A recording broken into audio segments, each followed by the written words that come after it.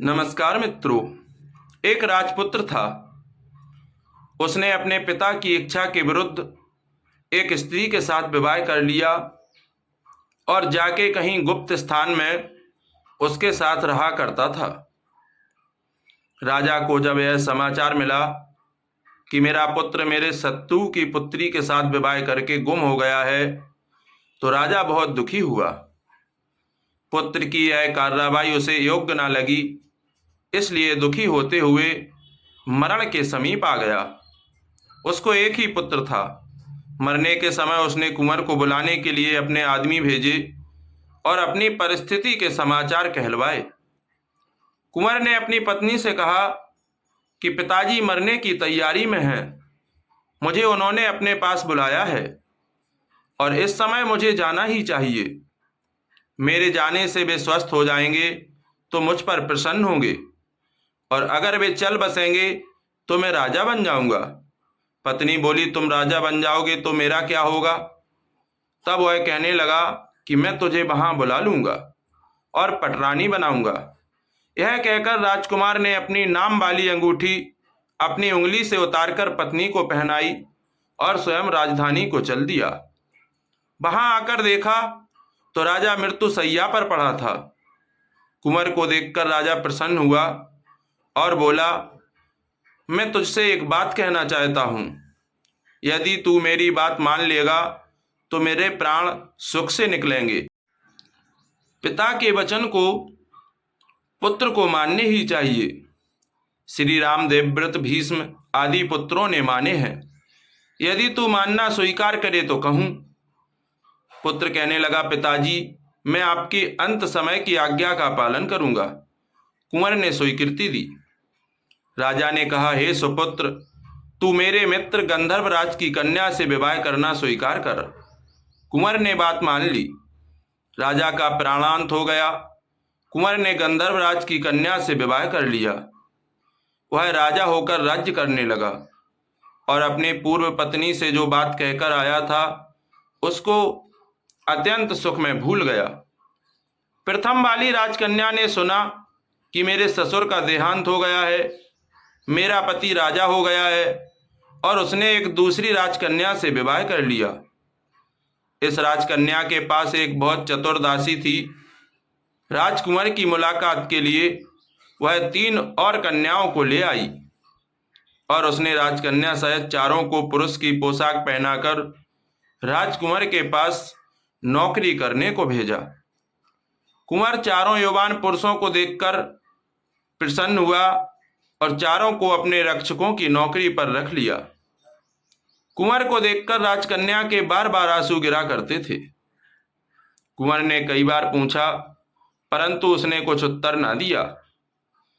एक दिन कुंवर अकेला उद्यान में बैठा था तो वह अंगरक्षक उदासी से हाथ जोड़कर उसके सामने जा बैठा। कुंवर ने उसकी उंगली पर अपने नाम वाली अंगूठी देखी तो विस्मय से पूछा, हे मित्र, यह अंगूठी तुझे कहां से प्राप्त हुई? तब वह कहने लगा कि आपके पास से। मैंने यह अंगूठी तुझे कब दी थी? राजकुमार का आश्चर्य बढ़ गया। तब उसने कहा कि जब तुम मुझे छोड़कर आए और राजा बने तब दी थी।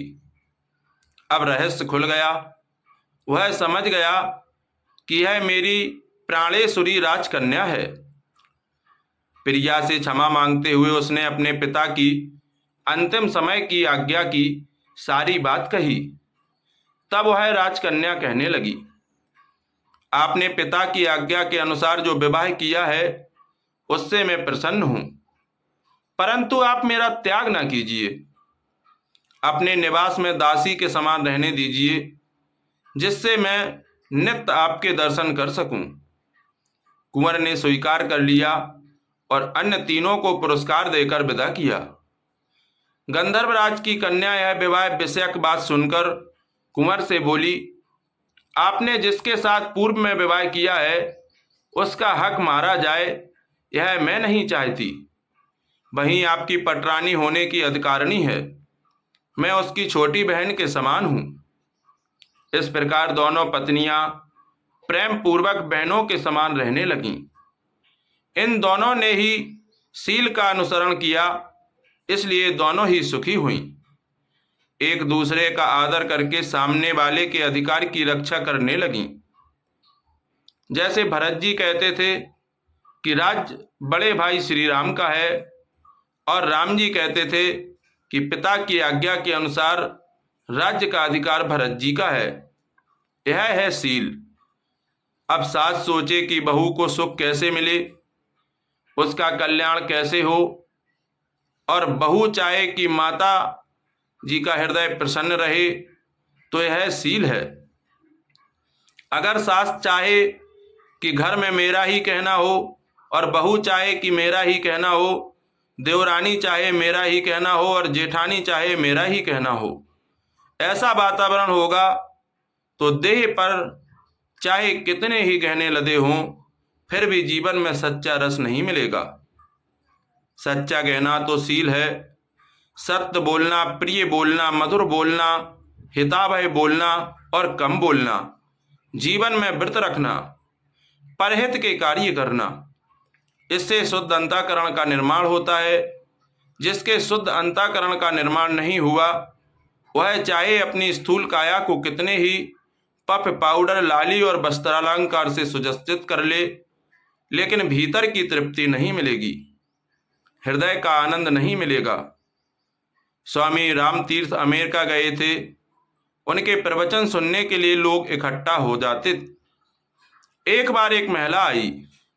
उसके अंग पर लाखों रुपए के हीरे जड़त अलंकार लदे थे, फिर भी वह महिला बड़ी दुखी थी। प्रवचन पूरा होते ही वह स्वामी रामतीर्थ के पास पहुंची और चरणों में गिर पड़ी। बोली, मुझे शांति दो, मैं बहुत दुखी हूं, कृपा करो। स्वामी रामतीर्थ ने पूछा, इतने मूल्यवान सुंदर तेरे गहने, वस्त्र, आभूषण, तो इतनी धनवान, फिर भी तू दुखी कैसे? तब वह कहने लगी, स्वामी जी, ये गहने तो जैसे गदी पर बोझ लदा हो, ऐसे मुझ पर लदे हैं। मुझे भीतर से शांति नहीं है। दोस्तों, इस प्रकार काम करिए कि भगवान की भक्ति भी होती रहे। और आज का विषय हमारा यहीं संपन्न हुआ। फिर मिलेगी बहुत जल्दी एक रोचक जानकारी और सत्संग भरी कहानी को लेकर। तब तक के लिए प्यार भरा नमस्कार। जय जय श्री राम। मित्रों, आपका दिन शुभ हो।